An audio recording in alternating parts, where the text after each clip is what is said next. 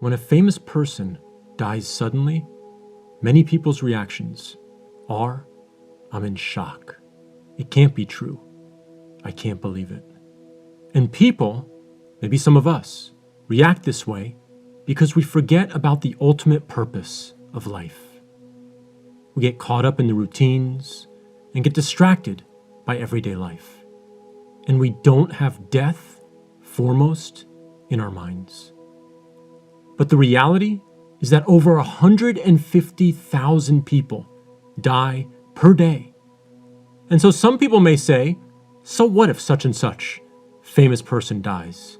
So many other people have died on this day.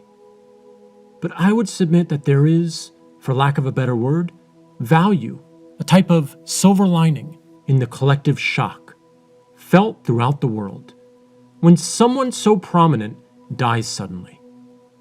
Because everybody is talking about it. And death during this time becomes less of a taboo topic of discussion. And so maybe from this perspective, perhaps it's a good time for dawah, and it's a good time to remind one another about death. And it seems like every so often, Allah wills that someone really, really famous dies suddenly, simply to remind us that death can happen at any time, anywhere, and to anyone. A few examples that I can relate to as an American are JFK, Princess Diana, Michael Jackson, and Kobe Bryant. And there's many others. And just because I'm using these people as examples does not necessarily mean I'm holding them in a high esteem. My point is that these were very famous, recognizable people in their culture and in the world who died suddenly and served as a collective shock to millions upon millions of people around the world. But the message that I want to leave with you today, whether it be the death of a big celebrity or the death of a loved one, or some tragic event in your life or in society, don't let tragic instances be the only case when you think about death.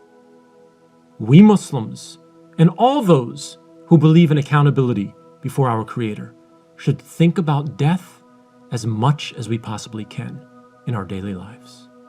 And this is not to depress us, but rather it's meant to do two primary things: to motivate us to cherish each and every moment we have, and to motivate us to prepare ourselves for that inevitable event, the event of death.